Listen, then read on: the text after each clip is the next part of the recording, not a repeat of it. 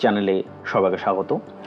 তো তোমরা সকলেই অবগত আছো যে Satyanarayan Tagore civil service study সেন্টারের যে অ্যাডমিশন টেস্ট হয়েছিল এবং অ্যাডমিশন টেস্টের সাথে সাথে যে তোমাদের ইন্টারভিউ শিডিউল হয়েছিল 21 মে থেকে 30 মে অবধি, সেই ইন্টারভিউ কিন্তু তোমাদের কমপ্লিট হয়েছে সাকসেসফুলি এবং তোমরা সকলেই যারা ইন্টারভিউ দিয়েছো তারা ফাইনাল রেজাল্টের জন্য অপেক্ষা করছো। তো এই ভিডিওতে আমি ডিসকাস করব যে ফাইনাল রেজাল্ট কবে বেরোতে পারে এবং ফাইনাল রেজাল্টের পরবর্তী যে প্রসেসগুলো সেই প্রসেসগুলো কী কী আছে সব কিন্তু point by point exact process আমি ডিসকাস করব। তো ভিডিওটা ভালো করে দেখবে। কথা না বাড়িয়ে প্রথমেই চলে যাই আমি, সেটা হচ্ছে যে মার্কস ডিস্ট্রিবিউশন। তোমাদের যে এসএনটি সিএসএসসির যে অ্যাডমিশন টেস্ট হয়েছিল 2024 যে অ্যাডমিশন টেস্ট, তার মার্কস ডিস্ট্রিবিউশন কীরকম ছিল তোমরা জানো। তোমাদের 3টে সেকশন ছিল। রিটেন টেস্ট ছিল তোমাদের, রিটেন টেস্টে তোমাদের টোটাল মার্কস ছিল হচ্ছে 100 মার্কসের রিটেন টেস্ট তোমাদের হয়েছিল। আর ইন্টারভিউ যেটা বা পার্সোনালিটি টেস্ট সেটা অ্যাজ পার দ্য নোটিফিকেশন 25 মার্কসের ছিল। তো টোটাল তোমাদের 225 মার্কসের হচ্ছে টোটাল এক্সামিনেশন, অর্থাৎ টোটাল যে অ্যাডমিশন প্রসেস রয়েছে সেটা 225 মার্কসের হওয়ার কথা। কিন্তু এখানে একটা ছোট্ট টুইস্ট আছে। রিটেন টেস্টের মধ্যে 150-র মধ্যে তোমাদের রিটেন কাট অফ নির্ধারণ করা হয়েছিল। কেন? তার রিজন হচ্ছে তোমাদের যে এসে ছিল, অ্যাডমিশন টেস্টে একটা এসে ছিল যেখানে 50 মার্কসের একটা এসে এসেছিল। এই এসেটা কিন্তু যারা একমাত্র ইন্টারভিউ দিচ্ছ তাদেরই কিন্তু এসেটা দেখা হবে, অর্থাৎ যারা ইন্টারভিউতে অ্যাপিয়ার করছো তাদেরই কিন্তু এসে একমাত্র দেখা হচ্ছিল। ঠিক আছে? ইন্টারভিউতে যারা অ্যাপিয়ার করেছো তাদেরই কিন্তু একমাত্র এসে দেখা হবে। ঠিক আছে? অর্থাৎ ইন্টারভিউ যারা ডাক পেয়েছো এবং যারা ইন্টারভিউ দিতে গেছো। এইবার তোমাদের প্রথমে 150-র ভেতরে একটা নির্দিষ্ট কাট অফ নির্ধারণ করা হয়েছিল। সাপোজ ধরো 150-র ভেতরে, জাস্ট ফর এক্সাম্পল আমি বোঝাচ্ছি, 100 একটা কাট অফ তোমাদের নির্ধারণ করা হয়েছে। আর বাকি কত রইল? বাকি ইন্টারভিউর জন্য 25 প্লাস হচ্ছে 50 এসের জন্য। এই 75-এর ভেতরে একটা মার্কস তোমাদের অ্যালট করা হবে, এসের জন্য কিছু মার্কস, ইন্টারভিউর জন্য কিছু মার্কস। তো সেটা দেখা গেল 75-এর ভেতরে তোমাদের ধরো 50 অ্যালট করা হলো দুটো মিলে। তো টোটাল 150 আউট অফ 225 এইভাবে কিন্তু তোমাদের ফাইনাল কাট অফ ডিসাইড করা হবে। টোটাল যে ফাইনাল কাট অফ সেটা কিন্তু 225-এর ওপরে ডিসাইড করা হবে। ঠিক আছে? ওভারঅল কাট অফটা 225-এর ওপরে আমাদের ডিসাইড করা হবে। This is the entire marks distribution of Satyanarayan Tagore civil service study সেন্টারের অ্যাডমিশন টেস্ট 2024-এর জন্য। ঠিক আছে? ওকে, এইবার হচ্ছে প্রসেস। প্রথমে তোমাদের যেটা বলা সেটা হচ্ছে এসএনটি সিএসএসসিতে সিট ডিটেলস, কতগুলো সিট থাকে এবং সিটটা কিভাবে অ্যালটমেন্ট হয়।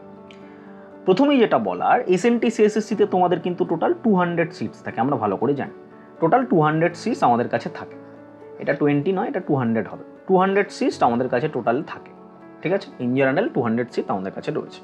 তার মধ্যে থেকে দুটো গ্রুপে আমাদের ভাগ করে দেওয়া হয়। যে সিটগুলো রয়েছে সেগুলোকে কি করা হয়, সেগুলোকে আমাদের দুটো গ্রুপে ভাগ করে দেওয়া হয়। ঠিক আছে? একটা গ্রুপে 100 আর একটা গ্রুপে 100, দুটো গ্রুপে আমাদের সিটটাকে ভাগ করে দেওয়া হয়। ঠিক আছে? এইবার ভাগ করে দিয়ে সাপোজ আর্লিয়ার ইয়ারগুলোতে যেটা হয়েছে, দুটো ইনস্টিটিউশন কেএসজি অ্যান্ড আইএএস পার্লামেন্ট বা শঙ্কর আইএএস, এই দুটো ইনস্টিটিউশন আমাদের টোটাল ওখানে গাইডেন্স দিয়েছে। তো কেএসজি এই দুটো ইনস্টিটিউশনের দুজনের কাছেই ভাগ ভাগ করে 100 করে দুটো গ্রুপে চলে যায়। ঠিক আছে? অর্থাৎ 100 জন স্টুডেন্ট একটা ইনস্টিটিউশনের আন্ডারে পড়বে আর 100 জন স্টুডেন্ট আরেকটা ইনস্টিটিউশনের আন্ডারে পড়বে।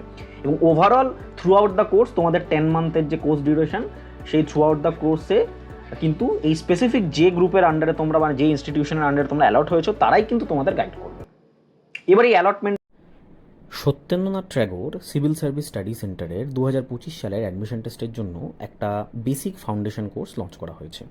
তোমরা যারা তোমাদের প্রিপারেশনের বিগিনিং স্টেজে রয়েছো, যারা 2025 সালের অ্যাডমিশন টেস্টকে লক্ষ্য করে প্রিপারেশন নিচ্ছ, তাদের জন্য এই কোর্সটা কিন্তু লঞ্চ করা হয়েছে। 2025 সালের অ্যাডমিশন টেস্ট কিন্তু মে বা এপ্রিল মাসে হবে, তাদের জন্য এই কোর্সটা কিন্তু খুবই উপযোগী হতে চলেছে। তো এই কোর্সে কী কী থাকবে? এই কোর্সে তোমরা পেয়ে যাবে 40টা ক্লাস, প্রত্যেকটা ক্লাস রেকর্ডেড পেয়ে যাবে। নিজস্ব অ্যাপে ক্লাস করানো হচ্ছে। তার সাথে সাথে ডেসক্রিপটিভ রাইটিং, কারেন্ট অ্যাফেয়ার্স, সিস্যাট, যেগুলো টোটাল সিলেবাসের 80% কভার করবে সেটার উপর ফোকাস করা হচ্ছে। মক টেস্ট পেয়ে যাবে, নোটস পেয়ে যাবে। মাত্র কোর্সটা 699-এ লঞ্চ করা হয়েছে। বিশদ জানতে এই নাম্বারে তোমরা হোয়াটসঅ্যাপ করতে পারো। এটা কীভাবে হয়? কোনো রকম লটারি বেসিসে নয়, কিচ্ছু বেসিসে নয়। এটা হয় হচ্ছে র্যাঙ্ক ওয়াইজ, অর্থাৎ 1 থেকে ধরো 100 অবধি স্পেসিফিক একটা ইনস্টিটিউশন টার্গেট করে তাদেরকে দিয়ে দেওয়া হয়। আর 101 থেকে 200 অবধি যারা র্যাঙ্ক করেছে তাদেরকে আরেকটা দিয়ে দেওয়া হয়। এইবার এর সাথে যেটা ইম্পর্টেন্ট জিনিস সেটা হচ্ছে যে এর সাথে একটা ইম্পর্টেন্ট জিনিস থাকে, that will be wait list. Wait লিস্টে কী করা হয়, ওয়েট লিস্টে হচ্ছে এই 200-এর পাশাপাশি আরও 100 জনের একটা ওয়েট লিস্ট বার করা হয়, ঠিক আছে? প্রত্যেক বছর 100 জনের একটা ওয়েট লিস্ট বার করা হয়। এবার এই 100 জনের ওয়েট লিস্ট থেকে কী করা হয়, ধরো 200 জন আছে, এবার তোমাদের ফাইনাল রেজাল্টের পরে অ্যাডমিশনের জন্য মোটামুটি 4 থেকে 7 দিন মতো দেওয়া হয়, ঠিক আছে? 4 to 7 ডেজের মধ্যে তোমাদের অ্যাডমিশনটা নিয়ে নিতে হয়। প্রত্যেক বছরই এটা হয়, বিভিন্ন রিজনের জন্য, পার্সোনাল রিজনের জন্য দেখা গেল এই 200-এর ভেতরে 180 জন অ্যাডমিশন নিচ্ছে, 180 জন স্টুডেন্ট অ্যাডমিশন নিচ্ছে। তখন কি করা হবে, সিরিয়াল ওয়াইজ 201 থেকে যার র্যাঙ্ক আছে 201, 202, 203, এই র্যাঙ্ক ওয়াইজ কিন্তু ওয়েট লিস্ট থেকে তাদের ডাকা হবে, ঠিক আছে? অর্থাৎ এখানে 20 জন ভ্যাকেন্ট রয়েছে, তো 201 থেকে 220 অবধি 20 জনকে তারা ইনস্টিটিউশন ডেকে নিল, ঠিক আছে? তাদের র্যাঙ্কটা 200-এর ভেতর চলে আসবে। এইভাবে কিন্তু ওয়েট লিস্ট থেকে জেনারেলি করা হয়। আরেকটা জিনিসও করে, হয়তো অ্যাডমিশন প্রসেস চালু হওয়ার পরেও 10-15 দিন পরে ক্লাসেস স্টার্ট হয়, তো ততদিনে অনেকে তাদের কিছু পার্সোনাল রিজনের জন্য বা আদার বিভিন্ন মানে কারিকুলাম রিজনের জন্য তারা কিন্তু লিভ করে যায়, বলে যায় স্যার আমরা ক্লাসেস করতে পারবো না, বা আদার কোনো জব পেয়ে যায়, বিভিন্ন রিজন হয়, বিভিন্ন কারণের জন্য কিন্তু আরও অনেকে কিন্তু অলমোস্ট প্রায় 20 থেকে 25 স্টুডেন্ট কিন্তু আরও রিডিউস হয়ে যায় উইদিন 1 মান্থের ভেতরে। তখন কিন্তু তারা যদি চায়, ইনস্টিটিউশন প্রত্যেকবারই এটা হয়ে থাকে, তখন কিন্তু সেই ওয়েট লিস্ট থেকে কিন্তু স্টুডেন্টদেরকে নিয়ে নেয়, ঠিক আছে? তো তোমরা মোটামুটি এক্সপেক্ট করতে পারো যারা ওয়েট লিস্টে 100 জনের ওয়েট লিস্টে র্যাঙ্ক ওয়াইজ মোটামুটি 25 থেকে 30-র মধ্যে আছো, তারা কিন্তু ডাক পেতে পারো, ঠিক আছে? এখনও ওয়েট লিস্ট বেরোয়নি, রেজাল্ট বেরোলে আশা করি তোমরা নিশ্চয়ই তখন দেখতে পাবে এবং আমি আপডেট দিয়ে দেবো। এটা হচ্ছে ওভারঅল সিট ডিটেল, ঠিক আছে? বোঝা গেল? আচ্ছা, ওয়েট লিস্টের ফ্যাক্টরটা তোমাদের বললাম। ওয়েট লিস্টের ফ্যাক্টর এখানে অবভিয়াসলি থাকবে, যে 100 জনের ওয়েট লিস্ট থাকবে, তো তোমরা ওয়েট লিস্ট যারা রয়েছে তারা এখানে এক্সপেক্ট করতে পারো 25 থেকে 30-র মধ্যে যারা ওয়েট লিস্টে থাকছো তাদের কিন্তু ডাক আসতে পারে। আদার ফ্যাক্টর, ক্যাটাগরি। ক্যাটাগরি কি ফ্যাক্টর করে ফাইনাল রেজাল্টে? ইয়েস, ক্যাটাগরি ফ্যাক্টর করে ফাইনাল রেজাল্টে। ফাইনাল যে কাট অফ বের হয় সেখানে কিন্তু ক্যাটাগরি ওয়াইজ কিন্তু কাট অফ নির্ধারণ করা হয়। এবার কত কাট অফ নির্ধারণ করা হয়, কাট অফ কিন্তু ইনস্টিটিউশন পাবলিশ করে না। এসএনটি সিএসএসসির যে অথরিটি রয়েছে তারা কিন্তু ক্যাটাগরি ওয়াইজ কাট অফ কিন্তু বা কোনো কাট অফই কিন্তু তারা পাবলিশ করে না। এটা প্রত্যেক বছর স্টুডেন্ট যখন ফাইনাল রেজাল্ট বের হয়, আমি অনলাইন পোলের মাধ্যমে কিন্তু একটা এস্টিমেট আমি প্রত্যেক বছর নির্ধারণ করে থাকি। এবছরও সেটা করা হবে ফাইনাল রেজাল্ট বেরোলে। তো ক্যাটাগরি ওয়াইজ কিন্তু তোমাদের কাট অফ নির্ধারণ করা হয়। তোমরা জানোই যে অ্যাজ ইউজুয়াল ক্যাটাগরি ওয়াইজ, যে ইউআর ক্যাটাগরি যদি সাপোজ 225-এর ভেতরে কাট অফ লেটস সে 150 হলো, জাস্ট ফর এক্সাম্পল বলছি, কিন্তু সেখানে ধরো ওবিসিদের হলো 145, এসসিদের হলো লেটস সে 142, আর এসটিদের হলো ধরো 140। এরকমভাবে কিন্তু কাট অফটা নিচে নামবে। অ্যাজ ইউজুয়াল যেই ক্যাটাগরি ওয়াইজ কাট অফ আমরা যে অ্যাসেন্ডিং অর্ডারে যেটা আদার কম্পিটিটিভ এক্সামিনেশন বা যে কোনো জায়গায় আমরা দেখতে পাই, ইন জেনারেল বলছি, নর্মাল সার্কামস্ট্যান্সে, সেই অর্ডার বা অ্যাসেন্ডিং অর্ডার বা ডিসেন্ডিং অর্ডার কিন্তু আমরা এই কাট অফেও দেখতে পাবো। কিন্তু এটা পাবলিশ করা হয় না, এটা ইন্টারনাল ম্যাটার, এটা কোনোদিন পাবলিশ করা হয় না। আচ্ছা, category wise final cut off হয়ে গেল। এবার হচ্ছে রেজাল্ট। রেজাল্ট কবে বেরোতে পারে?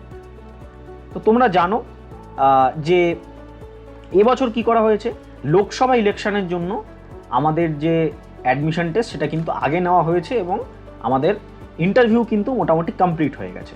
এবার লোকসভা ইলেকশনের রেজাল্ট আছে 4 জুন, অর্থাৎ পরশু দিন লোকসভা ইলেকশনের রেজাল্ট আছে। তো 4 জুনের পরেও কিন্তু এর মধ্যে বিভিন্ন প্রসেসে ইনস্টিটিউশন আর যেতে চাইবে না। তো there is a huge chance যে তোমাদের বাই 10th জুন তোমাদের কিন্তু রেজাল্ট পাবলিশ হয়ে যাবে। 10 জুনের ভেতরে কিন্তু তোমাদের রেজাল্ট পাবলিশ হয়ে যাবে এবং তোমাদের রেগুলার ক্লাসেস আশা করা যায় জুলাই থেকে স্টার্ট হয়ে যাবে। জুনের লাস্ট উইক থেকে অথবা জুলাই থেকে ফুল ফ্লেজড ক্লাসেস কিন্তু তোমাদের স্টার্ট হয়ে যাবে। তো যারা ইন্টারভিউ দিয়েছো, যারা অধীর আগ্রহে অপেক্ষা করছো, তাদেরকে best of luck, good luck. সবসময় একটা পজিটিভ মাইন্ডসেট বজায় রেখে চলো এবং ইউপিএসসি তোমাদের যে প্রিপারেশন রয়েছে সেটাকে আরও এগিয়ে নিয়ে যাও। চ্যানেলে থাকার জন্য ধন্যবাদ। যারা সাবস্ক্রাইব করোনি তারা অবশ্যই সাবস্ক্রাইব করে রেখো। থ্যাংক ইউ ভিডিওটা দেখার জন্য। Satyendranath Tagore civil service study সেন্টারের 2025 সালের অ্যাডমিশন টেস্টের জন্য একটা বেসিক ফাউন্ডেশন কোর্স লঞ্চ করা হয়েছে। তোমরা যারা তোমাদের প্রিপারেশনের বিগিনিং স্টেজে রয়েছো, যারা 2025 সালের অ্যাডমিশন টেস্টকে লক্ষ্য করে প্রিপারেশন নিচ্ছ তাদের জন্য এই কোর্সটা কিন্তু লঞ্চ করা হয়েছে। 2025 সালের অ্যাডমিশন টেস্ট কিন্তু মে বা এপ্রিল মাসে হবে, তাদের জন্য এই কোর্সটা কিন্তু খুবই উপযোগী হতে চলেছে। তো এই কোর্সে কী কী থাকবে? এই কোর্সে তোমরা পেয়ে যাবে 40টা ক্লাস, প্রত্যেকটা ক্লাস রেকর্ডেড পেয়ে যাবে, নিজস্ব অ্যাপে ক্লাস করানো হচ্ছে, তার সাথে সাথে ডেসক্রিপটিভ রাইটিং, কারেন্ট অ্যাফেয়ার্স, সিস্যাট, যেগুলো টোটাল সিলেবাসেরা 80% কভার করবে সেটার উপর ফোকাস করা হচ্ছে। মক টেস্ট পেয়ে যাবে, নোটস পেয়ে যাবে। মাত্র কোর্সটা 699 লঞ্চ করা হয়েছে। বিশদ জানতে এই নাম্বারে তোমরা হোয়াটসঅ্যাপ করতে পারো।